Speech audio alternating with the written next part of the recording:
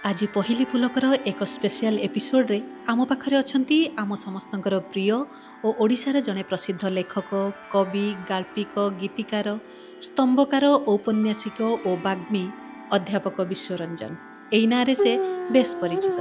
तेबे चलंतु शुणिबा तांको काच कंढेई कथा केमिति आरंभ होइतिला सेइठु तांको लेखक जीवनर यात्रा।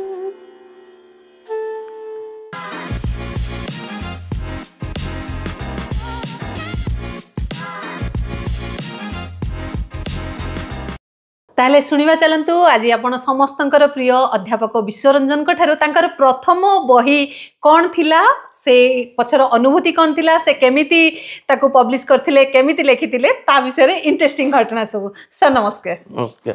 केमिति थिला आपनक प्रथम बही रो प्रथम बही माने पब्लिश बही? हां प्रथम पब्लिश बही। प्रथम लेखक हिसाब रे प्रथम गप बही होची काच कंढेई। बढ़िया इंटरेस्टिंग ना गोटे काच कंढेई। गप बही ना होची काच कंढेई। से केतोड़े गपर संकलन से प्राथमिक स्तर गप कॉलेज अध्यापक हवा पूर्व एवं अध्यापक हवा परे सेटा होची 70 दशकर कथा। सेते बेला आपन बयस केते हितिला? सेते बेले केते 22 वर्ष बयस 22-23 कारण मु जस्ट एमए पास कली अध्यापक हली तेणु 22 वर्ष 69 रे मु अध्यापक हली। सेटा बहिटा बाला 74 मसिया रे 74 मसिया से प्रथम गप बहीटा ना काच कंढेई ताकू छापी थिले कटकर बुक्स एंड बुक्स। से बहीटा प्रथम बहीटा को उत्सर्ग करथि बो को कहीं ना बो आ नथिला संसार नथिला एवं ए लेखा जगत को मते बो आनथिला। लेखा जगत को आपनको मां आनी साहित्य क्षेत्र को प्रवेश करबा तरे बो केमिति कारण सेते बेले बो हाउस वाइफ बापा बहुत दूर रहउथिले जेजे जेजेमा बो पाखे में रहउथलु। अच्छा बो तार घर कोणा मुक्ति पाइला परे से प्रचुर पढुथिला माने से समय रे आपन को बहु प्रचुर पढुथिले त माने बहु केते जाय पढिथिले पाठ बेसी पढुथा तृतीय चतुर्थ पंचम श्रेणी गाँ रे तो स्कूल जाउ नथिले घरे आसी सार माने पढुथिले। अच्छा किंतु प्रचुर पढिथिला एवं बहुत तार अक्षर गुडा बहुत सुंदर बापा मु चित्र लिखुथिला टिकी टिकी गोल गोल अक्षर आपन घर एबे भी किछि अछि तांका अक्षर अछि मु देखि सेटा भी आपन को देखैबी एवं तापरे मु देखली बो पला बोर तकिया तले थिला कानू बेसी बेसी उठिन कानूचरण कानूचरण को उपन्यास तार बहुत प्रिय थिला। सेते कानूचरण पॉपुलर नॉवेलिस्ट थिले आ तापर गंगाधर मेहरकर तपस्विनी। अच्छा मु तपस्विनी पढ़ला बेले से पूरा आखि ता धार धार लो बोउथिला तेणु ए साहित्य जगत को प्रवेश करिया भितरे होती बो से पुणी कानूचरण को लेखा आरंभ करछथि आपण सेते बेले। अच्छा हम घर को बापा नथिले मते बहुत पत्र पत्रिका मगौथि सेते बेले पिला को टुआ टुई पंचामृत तापरे विभिन्न प्रकार मो देश ए बहुत पत्र ता छडा बो पढिया पई डगर झंकार बहुत पत्रिका मते मगौथले तेणु सेति प्रथम बो एवं तार स्वप्न थिला जे मो पुओ जदी गोटे लेखक होंता कान्हू को भलिया एवं तांकर प्रिय उपन्यासिक भलिया तांको पुओ भी जदी गोटे लेखक होंता एवं सेते बेले अध्यापक माने सब सम्मानास्पद थिले पुरी रे जो पुरी हम थिले राजकिशोर राय जयकृष्ण मिश्र गुरुप्रसाद महांती डॉक्टर से देखुला तेम सर मो पुओटा गोटे प्रोफेसर होंता एवं लेखक होंता एटा तार स्वप्न थिला। तेणु जेहेतु बहु चलीगला मु नववर्ष पढ़ला बेले तेणु प्रथम बहीटा मु बहु उत्सर्ग दीर्घ चिठी लिखिकी दीर्घ चिठी 4 पृष्ठ चिठी लिखिकी प्रथम लेखाटा थिला मु अध्यापक विश्वरंजन से गपटी मु अध्यापक विश्वरंजन एवं सेते बेला को आपन को समस्त अध्यापक विश्वरंजन बोली डाकी नथि ना विश्वरंजन महापात्र मोर संज्ञा होती विश्वरंजन महापात्र भद्रक कॉलेज त आपन जतले प्रथमे लेखुचंती सेते बेले होची लेखिले जे मु अध्यापक विश्वरंजन गपना अच्छा से गपटा आपन सेते बेले भद्रक कॉलेज सेते मो कॉलेज भी सेटा भद्रक कॉलेज मो कॉलेज सेते को मु दीटा कॉलेज पास कर Phulbani college NC college Jajpur आसी भद्रक कॉलेज चिंतामणि साहित्य मंदिर गुटे अच्छी सेठी प्रति रविवार माने पिला माने छात्र अध्यापक माने सब लेखा नहीं जाती पढ़ती परस्पर आलोचना हुई आ से सब को चित्तरंजन दास आम विश्व साहित्यिक चित्त भाई सी आसत बेले बेले कारण सान भाई बसंत दास से साइकोलॉजी था माँ भी पाखे रोकता तो से जैसे चित्त भाई आसता मुझे गपटी पढ़िली माने डरी डर पढ़िली कारण चित्त भाई होती बड़ स्ट्रंग क्रिटिक गप भी नुह मु किए से ନା ମୁଁ ହେଉଛି ଜଣେ ଅଧ୍ୟାପକ ଅଧ୍ୟାପକ କ'ଣ ବିଶ୍ୱବିଦ୍ୟାଳୟ ଗୋଟେ ଡିଗ୍ରୀ ପାଇକିରି ହେଇକରି ଅଧ୍ୟାପକ ଯାଆନ୍ତି। ତେଣୁ ଅଧ୍ୟାପକ ଗୋଟେ ମୋର ଇଏ, କିନ୍ତୁ ମୋର ଗୋଟେ ଯୋଗ୍ୟତା। ଆଚ୍ଛା ବିଶ୍ୱରଞ୍ଜନ ନାଁଟା ଦେଇଦେଲେ ମୁଁ ବିଶ୍ୱକୁ ହୁଏନି, ବିଶ୍ୱଶକ୍ତି ନାହିଁ, ତାହେଲେ ମୁଁ ଅଧ୍ୟାପକ ନୁହଁ, ମୁଁ ବିଶ୍ୱରଞ୍ଜନ ନୁହଁ, ଏମିତି ଚାଲିଲା। ତେଣୁ ଆଳୁନା ଆସିଲା, ସେଠୁ ଜଣେ ତରୁଣୀଟିଏ ସ୍ମିତା, ସେ କହିଲା ତମେ ଅଧ୍ୟାପକ ନ ହେଇପାର, ବିଶ୍ୱରଞ୍ଜନ ନ ହେଇପାର, ଏବଂ ତମର ମୋ ପାଇଁ ତମର ଯୋଗ୍ୟତା ହେଉଛି ପ୍ରେମ। ଡରିକି ପଡ଼ିଲି। ଆଚ୍ଛା ଗପଟେ କହିଲେ ଚିତ୍ତ ହେଇକି କ'ଣ କହିବେ? ଚିତ୍ତ ହେଇକି ଭାରି ଭଲ ଲାଗିଲା। ସେ ଯେଉଁ ଭଲ ଲାଗିଲା, ତାପରେ ସେ ପ୍ରଥମ ଗପ ବହିର ମୁଖବନ୍ଧ ସିଏ ଲେଖିଲେ। ମାନେ ଆପଣଙ୍କର ସବୁ ପୁରା ବଢିଆ ବଢିଆ ହେଇକି ଫାଷ୍ଟ ବହିରୁ ବଢିଆ ମେମୋରି, ଭଲ ଲୋକ ଚିତ୍ତ ହେଇ ମୁଖବନ୍ଧ ଲେଖିଲେ। ଏ ହେଉଛି ତାଙ୍କର ଆରମ୍ଭ। ଆମେ ତାକୁ ବହୁତ ବାଟକୁ ଯିବାକୁ ଅଛି, ତେଣୁ ଅୟମାରମ୍ଭ ଶୁଭା ଭବତୁ ଏହା କହିକିରି ସେ ତାଙ୍କୁ ଲେଖିଲେ। ତେଣୁ ସେ ବହିଟି ଯେତେବେଳେ ବୁକ୍ସ ଆଣ୍ଡ ବୁକ୍ସ ଛାପିଲା କଟକରୁ, ମୋ ମନେ ଅଛି, କୃଷ୍ଣ ବେହେରା ପବ୍ଲିସର, ସେ ରଥଯାତ୍ରା ଦିନ, ଏମିତି ରଥଯାତ୍ରା ଦିନ ତାଙ୍କର ମୋଟର ସାଇକେଲରେ 10ଟି କପି ନେଇକି ଆସିକି ମୋ ଘରେ ପହଞ୍ଚିଲେ। ଆଚ୍ଛା ବୁକ୍ସ ଆଣ୍ଡ ବୁକ୍ସ ସେ ବେଶୀ ଛାପୁଥିଲା ଏ ପସିବଲ୍ କ୍ୱେଶ୍ଚିନ୍ସ ଆଣ୍ଡ ଆନ୍ସର୍ସ।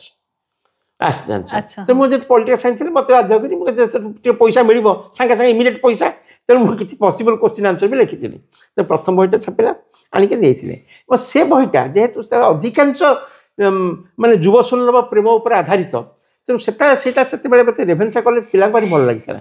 ତେଣୁ ଆଙ୍କ ବହି ନେକ୍ସଟ କେବେ ବାହାରିବ, ତେଣୁ ସେ ବହିଟା ଭଲ ବିକ୍ରି ହେଇଥିଲା। ତେଣୁ ସେଇଟା ହେଉଛି ପ୍ରଥମ ବହି। କାଚକଣ୍ଡି ବୋଉକୁ ଉତ୍ସର୍ଗ କରିଥିଲି ଏବଂ ଚିତ୍ତ ଭାଇ ତାର ଲେଖିଥିଲେ। ଏବଂ ଡକ୍ଟର କୃଷ୍ଣଚନ୍ଦ୍ର ବେହେରା ସେଥିରେ ଥିଲେ, ଭଦ୍ରକ କଲେଜର professor, head of the department ଥିଲେ। ସେ ନବରବି ମାଗାଜିନ୍ ବାହାରୁଥିଲା କଲିକତାରୁ, ତାପରେ ଗୋଟେ ଆର୍ଟିକିଲ୍ ବି ଲେଖିଥିଲେ। ଆପଣଙ୍କ ପ୍ରଥମ ବହି ଉପରେ ଆର୍ଟିକିଲଟା ସେଇଥିରେ ବାହାରିଥିଲା। ପ୍ରଥମ ବହିରେ କେତେଟା ଖଣ୍ଡେ ଗପ ଥିଲା ଆପଣଙ୍କର ମନେ ଅଛି ସେ ବହିରେ? ସେଥିରେ ପ୍ରାୟ 30-32ଟା ଖଣ୍ଡେ ଗପ ଥିଲା। ଛୋଟ ଗପ 30-32ଟା ବଡ଼ ମିଶାମିଶି ହେଇକି ଥିଲା। ବହି ଅଛି ଏବେ ବି ଆପଣଙ୍କ ପାଖରେ? ପ୍ରଥମ ବହିଟା ଅଛି। ଆପଣ ଯେତେବେଳେ ପ୍ରଥମେ ସେମିତି ରଥଯାତ୍ରା ସମୟରେ ବହିଟା ଆସିକି ଆପଣଙ୍କୁ ଦେଲେ, ବହିର କଭରଟା ମଧ୍ୟ ଛାପିଥିଲା ମୋର ଜଣେ ସହପାଠୀ, ଯେ Ravenshaw junior college principal retire କଲା, ମୋର ଅତ୍ୟନ୍ତ କ୍ଲୋଜ ଫ୍ରେଣ୍ଡ ପ୍ରତାପ ପଟ୍ଟନାୟକ ବୋଲି। ପ୍ରତାପ ପଟ୍ଟନାୟକ ସେ ବି ପଲିଟିକାଲ ସାଇନ୍ସର, ସେ ବହିର କଭର ପେଜଟା ବି କରିଥିଲା। ଇଜ ଆନ୍ ଆର୍ଟିଷ୍ଟ ଅଲସୋ। ଆଚ୍ଛା, ଯେତେବେଳେ ଆପଣ ବହିଟା ପାଇଲେ ସେତେବେଳେ ଆପଣଙ୍କର ବହୁତ ଆନନ୍ଦ ଲାଗିଲା। ରଥଯାତ୍ରା ଦିନ ପବ୍ଲିସର ନିଜେ କୃଷ୍ଣ ବେହେରା, ସେ ଭାରି ମୁଡି ଇଏ, ତେଣୁ ସେ ମୋଟର ସାଇକେଲ ଚଲେଇକି ଆସିକି ମୋତେ ବହିଟା ଦେଲେ। ସେ ବହିଟା ମୋତେ ବହୁତ ଆନନ୍ଦ ଦେଇଥିଲା। ସେ ବହିଟା ତାପରେ ସେ କହିଲେ ଦ୍ୱିତୀୟ ବହି କ'ଣ କରିବ, ଦ୍ୱିତୀୟ ବହି ସେ ବି ବାହାର କଲେ, ତଥାପି ଆଲୋକ। ମତେ ସବୁଠୁ ୟା ଭିତରେ ଇଣ୍ଟରେଷ୍ଟିଂ ଲାଗିଲା ଯେ ଆପଣଙ୍କ ବୋଉ ଯୋଉ ଇନ୍ସପିରେସନ ହେଇକି ସେ ସମୟରେ ପଢୁଥିଲେ ଏତିକି, ମାନେ ଆମେ ଯଦି ସେ ସମୟ କଥା ଭାବିବା, ସେ ସମୟର ପ୍ରକୃତରେ ମା ମାନେ ହିଁ ପିଲାଙ୍କ ଶିକ୍ଷାର ଯୋଉ ମୂଳଟାକୁ ଧରିକି ରଖିଥାନ୍ତି, ସେଇଟା ହିଁ କଥା। ଆପଣଙ୍କ ବୋଉ ଯୋଉ ପଢୁଥିଲେ ସେ ସମୟର, ମୋର ମନେ ପଡି ଯାଉଛି, ମାନେ ଆପଣ ତ ବହୁତ ପୁରୁଣା କଥା କହୁଛନ୍ତି, ମୁଁ ମୋ ଆଈ ଜେଜେମା ସେମାନଙ୍କୁ ସବୁ ଦେଖିଛି, ଅଳ୍ପ ପାଠ ପଢିଥାନ୍ତି କିନ୍ତୁ ତାଙ୍କର କି ଆଗ୍ରହ ପଢିବାରେ, ଆଉ ପ୍ରାୟ ସବୁ ଘରେ ବହୁତ ବହି ଥାଏ, ତାକୁ କେବଳ ଘରର ସ୍ତ୍ରୀ ଲୋକ ମାନେ ହିଁ ପଢୁଥାନ୍ତି। ମନେ କରନ୍ତୁ, ମୋ ବୋଉ ତ ଗଲା, ଜେଜେମା ସେ ତ ପାଠ ପଢୁନଥିଲା, ନିରକ୍ଷର, ଶ୍ରୀଅକ୍ଷର ବିବର୍ଜିତା, କିନ୍ତୁ ରାତିରେ ସେ ମୁଁ ଗପ ଗୀତ ଶୁଣଉଥିଲା। କାଲି ମୁଁ ତାର ଗୋଟେ ବାହାରିଛି, ସେ ଗୋଟେ ଗୀତ ଗାଉଥିଲା, ପିମ୍ପୁଡ଼ା ପିମ୍ପୁଡ଼ି ବାହା ହେଇଗଲେ ଗଗନେ ଉଡ଼ିଲା ଧୂଳି, ଏତିକି ମନେ ଥିଲା ମୋର।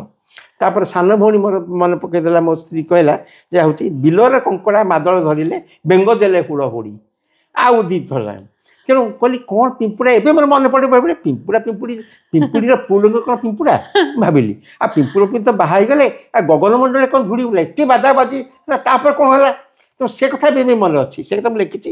ତ ମା ପାଠ ପଢ଼ୁନଥିଲା, କିନ୍ତୁ ତୁଣ୍ଡରେ ତାର ବସା ବାନ୍ଧିଥିଲା, କଥା କାହାଣୀ ପୁରାଣ ଗୀତ ଗପ।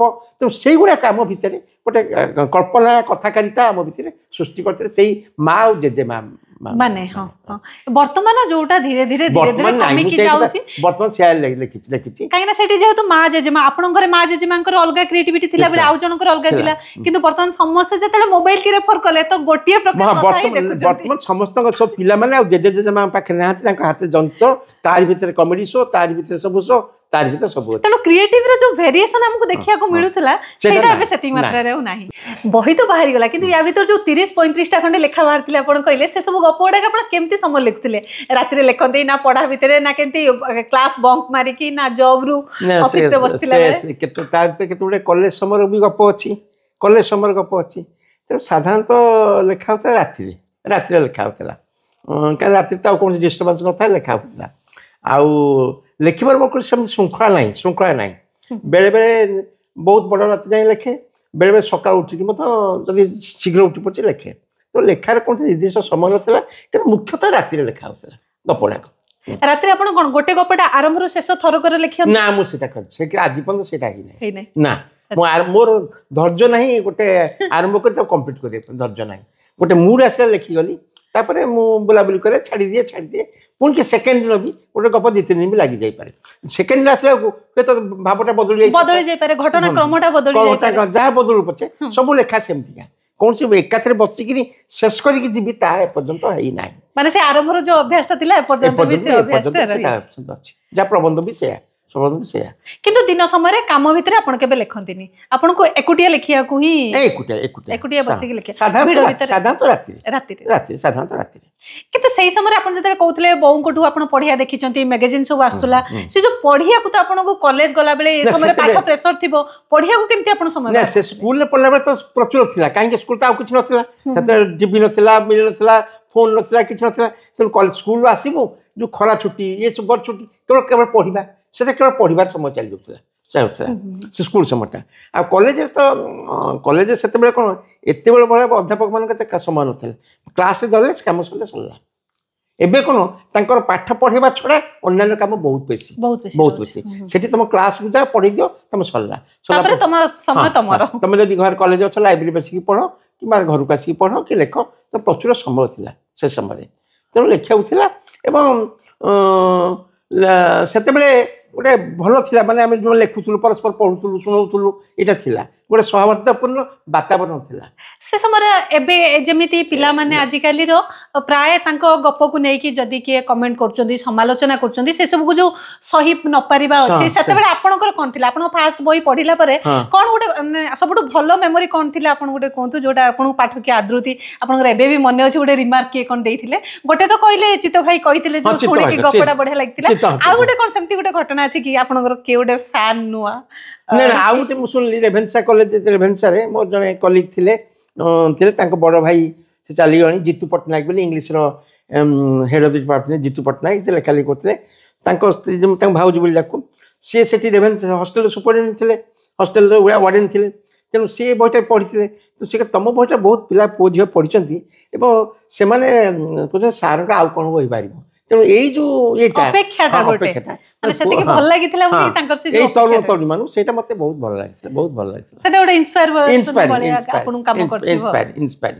आ गोटे समालोचना कौन गोटे किए करथिले आपनकर मना अछि के गोटे कमेंट्स देइथिबे एंड आपन ताको केमती ग्रहण करथिले अन्य बहिरे सब कमेंट्स लेखार कमेंट्स सब देइचंती माने सही समय प्रथम समय रे किछि कमेंट्स थिला माने नेगेटिव की भल लागिनी कि एटा एमिति हेतिले भल प्रथम समय नेगेटिव विशेष नथिला आ सेते बेले मध हमें से 70 दशक रे मिनी आंदोलन चालुथिला मिनी पत्रिका मिनी साहित्य आंदोलन चलता माने मिनी आंदोलन बोलले कौन बुझु मिनी मिनी माने छोट छोट हां माने छोटे से जो माने पत्रिका गुडी अणु पत्रिका अच्छा अच्छा मिनी अणु गल्प अणु कविता तो से काच कंठे रे छोट छोट गप गुडी अछि मत अच्छा छोट छोट गप गुडी अछि हला सेहि भाई नंबरटा हे जाइतिला हां से छोट छोट गप अब सेही अनुसार मोर पत्रिका बाहर कर चिट्ठी बाहर कली चिट्ठी सब one of its own kind अच्छा सेटा कोन छोटिया माने लफाफाटी खोलीदेवे चिट्ठी कागज बाहर छोट छोट गप छोट छोट कविता चिट्ठी बसंतर चिट्ठी ग्रीष्मर प्रिंट करथिले ना हाथ लेखा प्रिंट से भद्रक रे अच्छा से चिट्ठीर एंटुडी साल होची भद्रक